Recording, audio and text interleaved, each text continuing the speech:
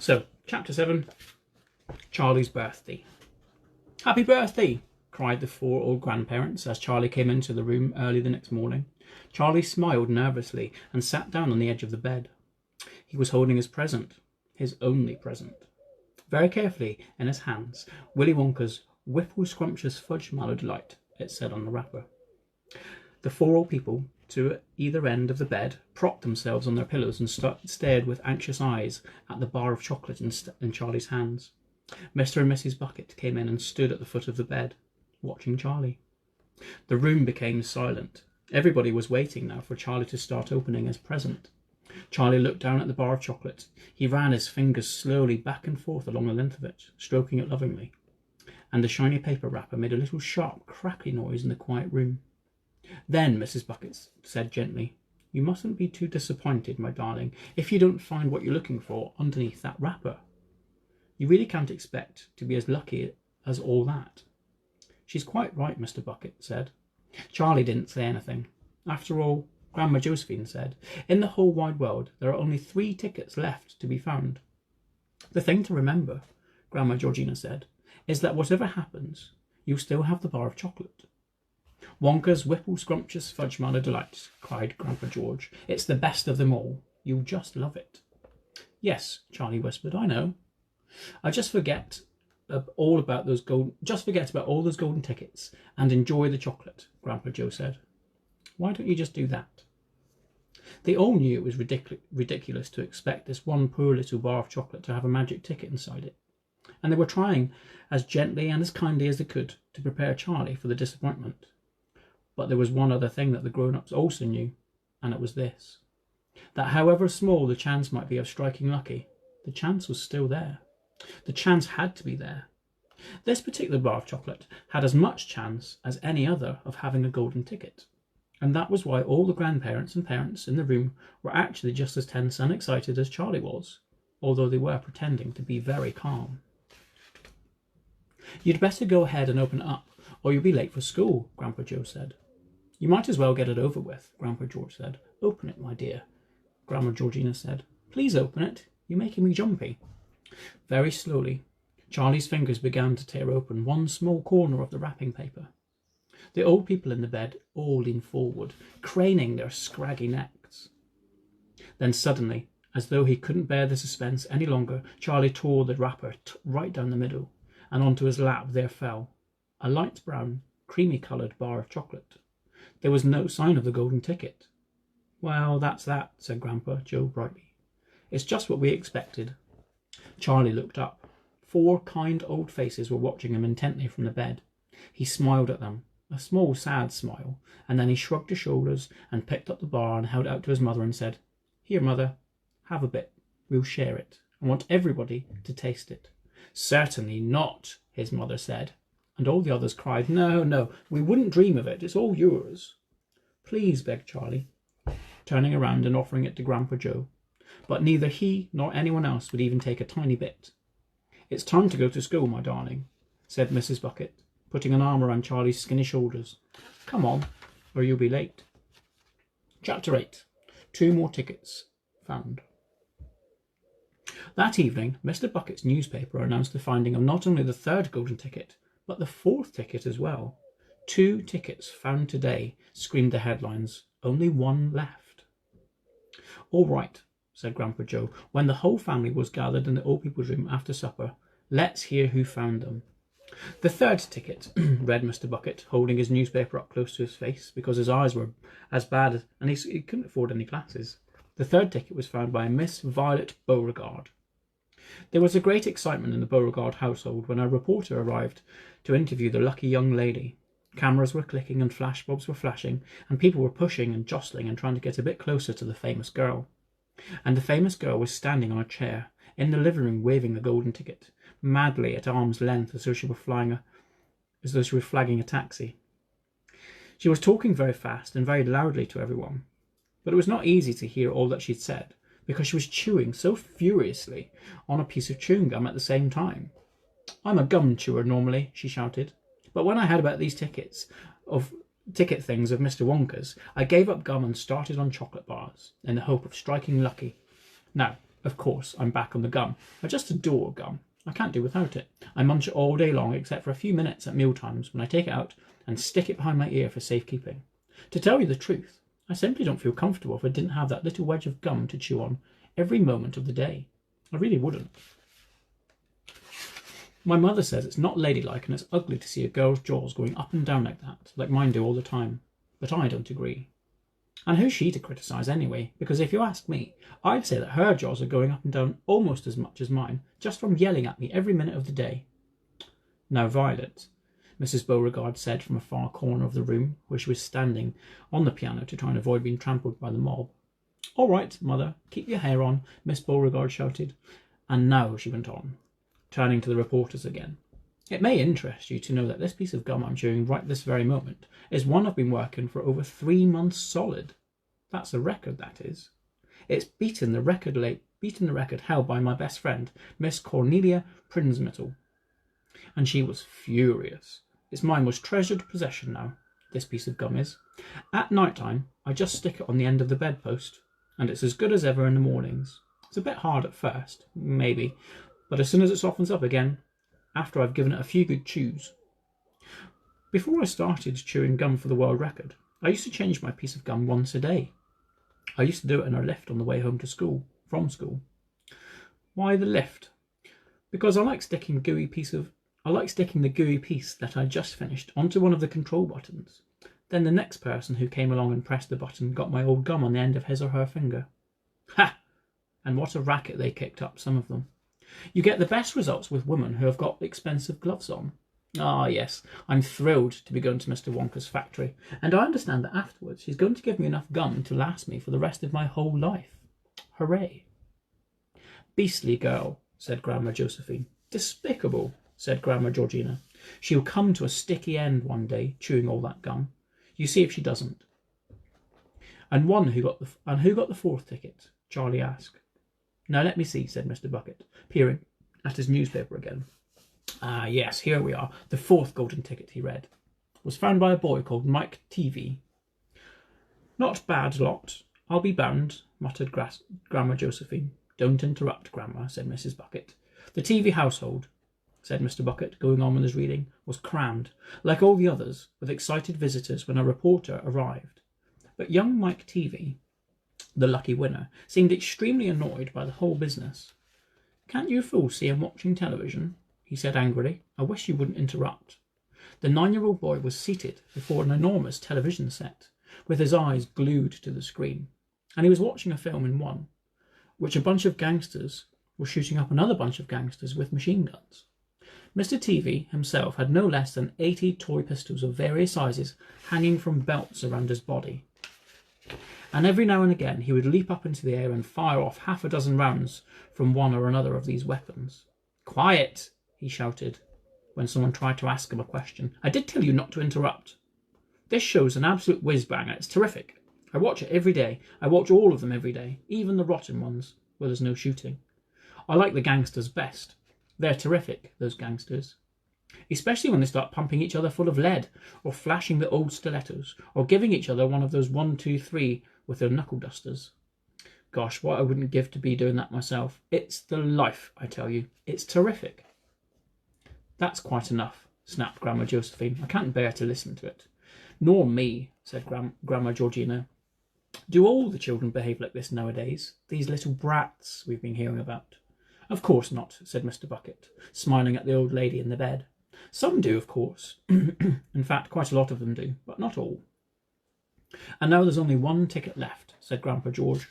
Quite so, sniffed Grandma Georgina.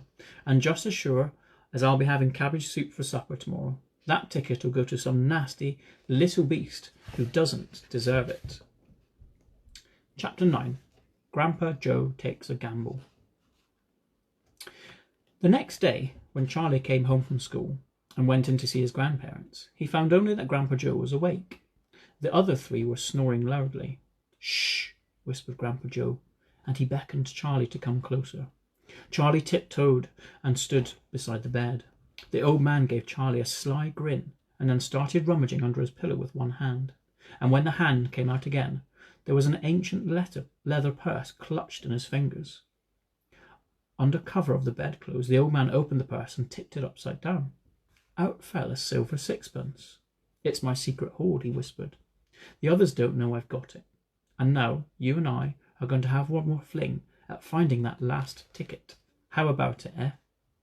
But you have to help me." "Are you sure you want me to spend your money on that, Grandpa?" Charlie whispered. "Of course I'm sure," spluttered the old man excitedly. "Don't stand there arguing. I'm as keen as you are to find that ticket. Here, take the money and run down the street to the nearest shop and buy the first Wonka bar you see and bring it straight back to me. We'll open it together." Charlie took the little silver coin and slipped quickly out of the room. In 5 minutes he was back. "Have you got it?" whispered Grandpa Joe, his eyes shining with excitement. Charlie nodded and held out the bar of chocolate. "Wonka's Nutty Crunch Surprise," it said on the wrapper. "Good," the old man whispered, sitting up in his bed and rubbing his hands. "Now come over here and sit close to me, and we will open it together. Are you ready?" "Yes," Charlie said, "I'm ready." "All right. You tear off the first bit." "No," Charlie said. "You paid for it. You do it all." The old man's fingers were trembling most terribly, and they just fumbled the wrapper. "We don't have a hope, really," he whispered, giggling a bit. "You do know we don't have a hope, don't you?" "Yes," Charlie said. "I know that." They looked at each other, and both started giggling nervously. "Mind you," said Grandpa Joe, "there is just a tiny chance, and it might be the one. Don't you agree?" "Yes," Charlie said, "of course. Why don't you open it, Grandpa?" "All in good time, my boy, all in good time. Which end do you think I ought to open first?"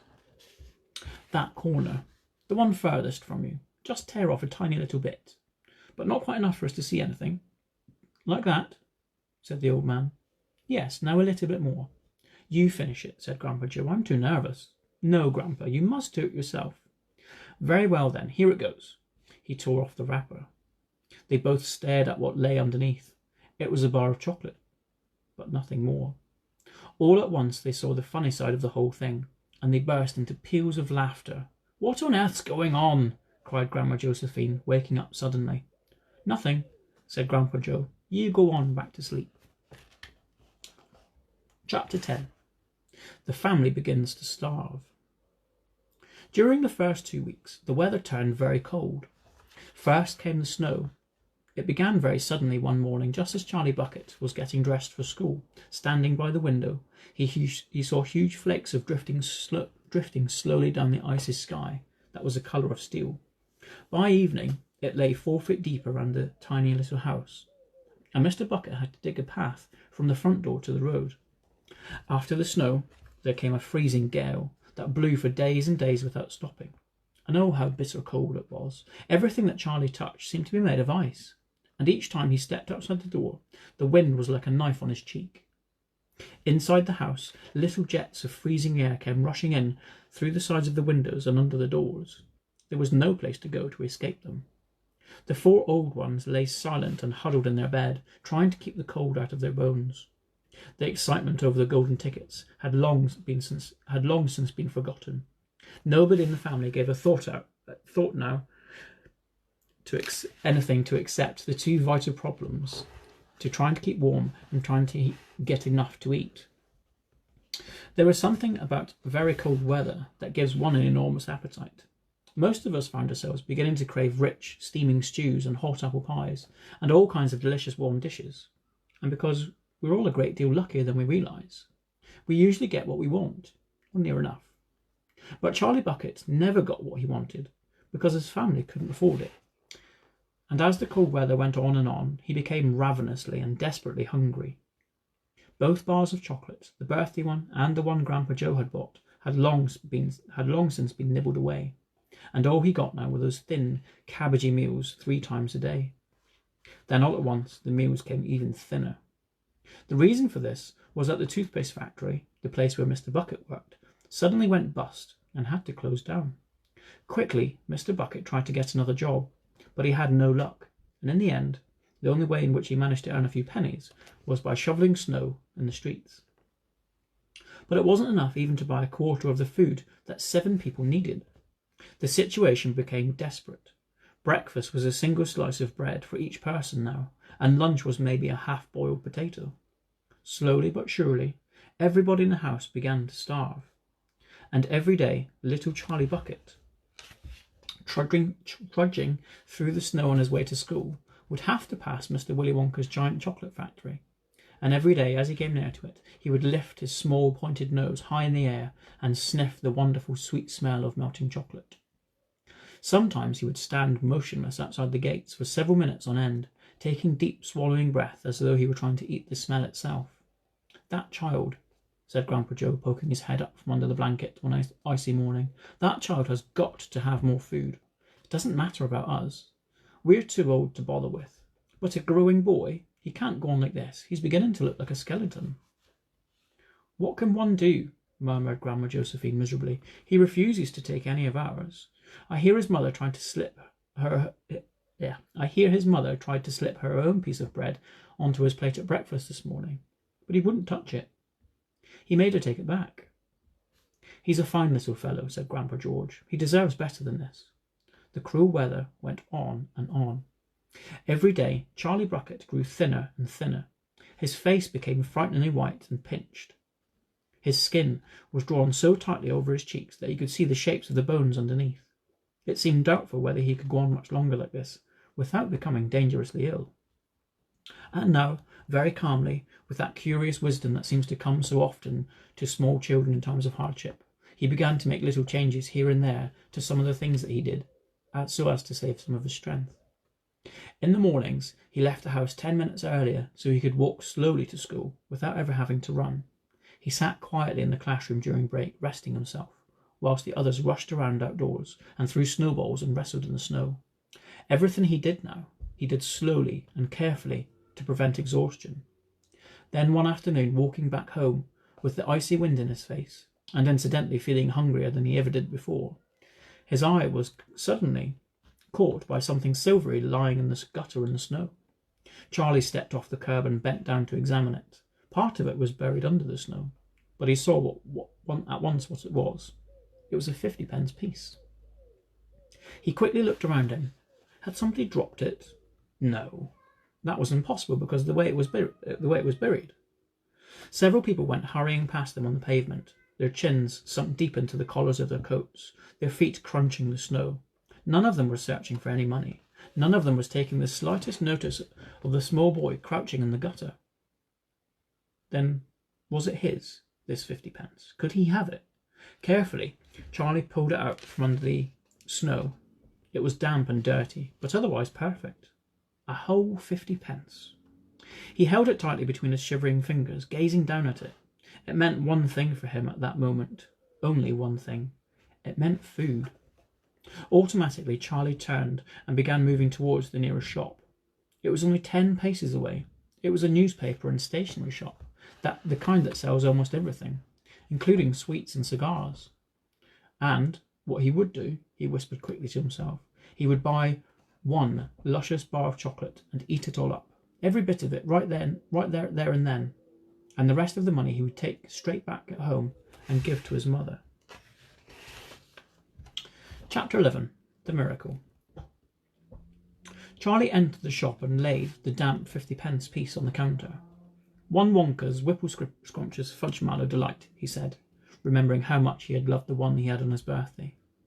The man behind the counter looked fat and well-fed. He had big lips and fat cheeks, and a very fat neck. The fat around his neck bulged out around the top of his collar like a rubber ring. He turned and reached behind him for the chocolate bar. Then he turned back again and handed it to Charlie. Charlie grabbed it and quickly tore off the wrapper and took an enormous bite. Then he took another, and another, and oh, the joy of being able to cram large pieces of something blissfully sweet and solid into his mouth. The sheer joy of being able to fill one's mouth with rich, solid food. "You look like you wanted that one," the shopkeeper said pleasantly. Charlie nodded, his mouth bulging with chocolate. The shopkeeper put Charlie's change on the counter. "Take it easy," he said. "It'll give you a tummy ache if you swallow it like that without chewing." Charlie went on wolfing the chocolate. He couldn't stop, and in less than half a minute the whole thing had disappeared down his throat. He was quite out of breath, but he felt marvellously, extraordinarily happy. He reached out a hand to take the change, and then he paused. His eyes were just above the level of the counter. They were staring at the silver coins laying there. The coins were all 5-penny pieces. There were 9 of them altogether. Surely it wouldn't matter if he spent one more. "I think," he said quietly, "I think I'll have just one more of those chocolate bars. The same kind as before, please." "Why not?" the fat shopkeeper said, reaching behind him again and taking another wicked scrumptious fudge mallow delight from the shelf. He laid it on the counter. Charlie picked it up and tore off the wrapper, and suddenly, from underneath the wrapper, there came a brilliant flash of gold. Charlie's heart stood still. "It's a golden ticket!" screamed the shopkeeper, leaping about a foot in the air. "You've got a golden ticket! You found the last golden ticket! Hey, would you believe it? Come and look at this, everybody. The kid's found a Wonka's last golden ticket. There it is. It's right there in his hands." He seemed as though the shopkeeper might be going to have a fit. "In my shop too," he yelled. "He found it right here in my own little shop. Somebody call the newspapers quick and let them know. Watch out, Sonny. Don't tear it as you unwrap it. That thing's precious." In a few seconds there was a crowd of about 20 people clustering around Charlie, and many more were pushing their way in from the street. Everybody had the ticket, and the lucky finder. "Where is it?" somebody shouted. "Hold it up so we can all see it." "There, it's there," someone else shouted.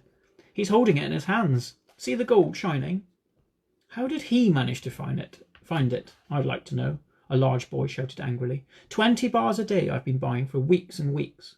Think of all the free stuff he'll be getting too," another boy said enviously. "A lifetime supply." "He'll need it, this skinny little shrimp," a girl said, laughing. Charlie hadn't moved. He hadn't even unwrapped the golden ticket from around the chocolate. He was standing very still, holding it tightly with both hands while the crowd pushed and shouted all around him. He felt quite dizzy. There was a peculiar floating sensation coming over him, as though he was floating up in air like a balloon. His feet didn't seem to be touching the ground at all. He could hear his heart thumping away loudly somewhere in his throat. At that point, he became aware of a hand resting slightly on his shoulder, and when he looked up, he saw a tall man standing over him. "Listen," the man whispered.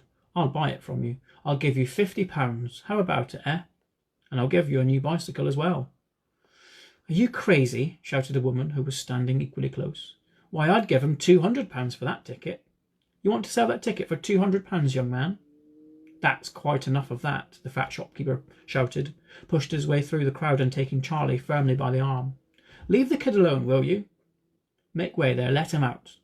And to Charlie, as he led him through the door, he whispered, "Don't you let anybody have it. Take it straight home, quickly, before you lose it. Run all the way, and don't stop until you get there. You understand?" Charlie nodded. "You know something?" the fat shopkeeper said, pausing a moment and smiling at Charlie. "I have a feeling you needed a break like this. I'm awfully glad you got it. Good luck to you, Sonny." "Thank you," Charlie said, and off he went, running through the snow as fast as his legs would go. As he flew past Mr. Willy Wonka's factory, he turned and waved and sang out, "I'll be seeing you! I'll be seeing you!" And 5 minutes later, he arrived at his own home. Chapter 12. What it said on the golden ticket. Charlie burst through the front door, shouting, "Mother! Mother! Mother!" Mrs. Bucket was in the old grandparents' room serving them their evening soup. "Mother!" yelled Charlie, rushing in on them like a hurricane. "Look! I've got it! Look, Mother, look! It's the last golden ticket. It's mine. I found some money in the street and I bought 2 bars of chocolate, and the second one had the golden ticket, and there were crowds of people all around wanting to see it, and the shopkeeper rescued me, and I ran away home, and, well, here I am. It's the 5th golden ticket, Mother, and I've found it." Mrs. Bucket simply stood and stared, while the 4 old grandparents, who were sitting up in bed balancing bowls of soup on their laps, all dropped their spoons with a clatter and froze against their pillows. For about 10 seconds there was absolute silence in the room. Nobody dared to speak or move. It was quite a magic moment. Then, very softly, Grandpa Joe said, "You're pulling our legs, Charlie, aren't you? You're having a little joke." "I'm not," cried Charlie, rushing over to the bed and holding out the large, beautiful golden ticket. Grandpa Joe leaned forward and took a closer look, his nose almost touching the ticket. The others watched him, waiting for the verdict. Then, very slowly, with a slow and marvellous grin spreading all over his face, Grandpa Joe lifted his head and looked straight at Charlie. The colour was rushing to his cheeks. and his eyes were wide open, shining with joy, and in the centre of each eye, right in the very centre, in the black pupil, a little spark of wild excitement was slowly dancing. Then the old man took a deep breath, and suddenly, with no warning whatsoever, an explosion seemed to take place inside him. He threw up his arms and yelled, "Yippee!" And at the same time his long, bony body rose from the bed, and his bowl of soup went flying into the face of Grandma Josephine. And in one fantastic leap, this old fellow of 96 and a half, who hadn't been out of bed for the last 20 years, jumped on the floor and started doing a dance of victory in his pyjamas. "Yippee!" he shouted. "3 cheers for Charlie! Hip hip hooray!" At this point the door opened, and Mr. Bucket walked into the room. He was cold and tired, and he looked it. All day long he had been shoveling snow in the streets. "Cripes!" he cried. "What's going on in here?" It didn't take them long to tell him what had happened. "I don't believe it," he said. "It's not possible." "Show him the ticket, Charlie," shouted Grandpa, who was still dancing around the floor like a dervish in striped pyjamas. "Show your father the 5th and last golden ticket in the world." "Let me see it, Charlie," said Mr. Bucket, collapsing into the chair and holding out his hand. Charlie came forward with the precious document. It was a very beautiful thing, this golden ticket, having been made, so it seemed, from a sheet of pure gold, hammered out into the most thinness of paper. On one side of it, printed on by some clever method in jet black letters, it was the invitation itself, from Mr. Wonka. "Read it aloud," said Grandpa Joe, climbing back into the bed at last. "Let's all hear exactly what it says." Mr. Bucket held the lovely golden ticket up close to his eyes. His hands were trembling slightly, and it seemed to be overcome by the whole business. He took several deep breaths, then cleared his throat and said, "All right, I'll read it. Here we go. Greetings to you, the lucky finder of this golden ticket, from Mr. Willy Wonka. I shake you warmly by the hand. Tremendous things are in store for you. Many wonderful surprises await you. For now, I do invite you to come to my factory and be my guest for 1 whole day. You and all the others who are lucky enough to find my golden tickets. I, Willy Wonka, will conduct you around the factory myself, showing you everything there is to see. And afterwards, when it's time to leave, you will be escorted by a procession of large trucks. These trucks, I can promise you, will be loaded with enough delicious eatables to last you and your entire household for many years. If, at any time thereafter, you should run out of supplies, you only have to come back to the factory and show this golden ticket. I shall be very happy to refill your cupboard with whatever you want. In this way, you will be able to keep yourself supplied with tasty morsels for the rest of your life. But this is by no means the most exciting thing that will happen on the day of your visit. I am preparing other surprises that even are more marvellous and more fantastic for you, and for all my beloved golden ticket holders, mystic and marvellous surprises that will entrance, delight, intrigue, astonish, and perplex you beyond measure. In your wildest dreams, you could not imagine that such things could happen to you. Just wait and see. And now, here are your instructions. The day I have chosen for this visit is the first day of the month in February. On this day, and on no other, you must come to the factory gates at 10 o'clock sharp in the morning. Don't be late. And you're allowed to bring with you either 1 or 2 members of your own family to look after you and to ensure that you don't get into mischief. One more thing. Be certain to have this ticket with you. Otherwise, you will not be admitted. Signed, Willy Wonka. The first day of February, cried Mrs. Bucket. But that's tomorrow. Today is the last day of January. I know it is. Cripes, said Mr. Bucket. I think you're right. You're just in time, shouted Grandpa Joe. There's not a moment to lose. You must start making preparations at once. Wash your face, comb your hair, scrub your hands, brush your teeth, blow your nose, cut your nails, polish your shoes, iron your shirt, and for heaven's sake, get all that mud off your pants. You must get ready, my boy. You must get ready for the biggest day of your life. Now don't overexcite yourself, Grandpa, Mrs. Bucket said, and don't fluster poor Charlie. We must all try to keep very calm. Now the first thing to decide is this. Who's going to go with Charlie to the factory?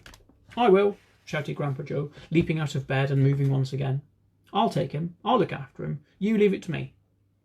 Mrs. Bucket smiled at the old man, and then he turned to the husband and said, "How about you, dear?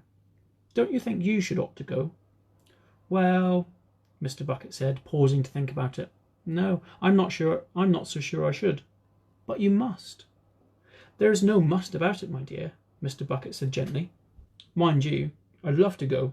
It would be tremendously exciting.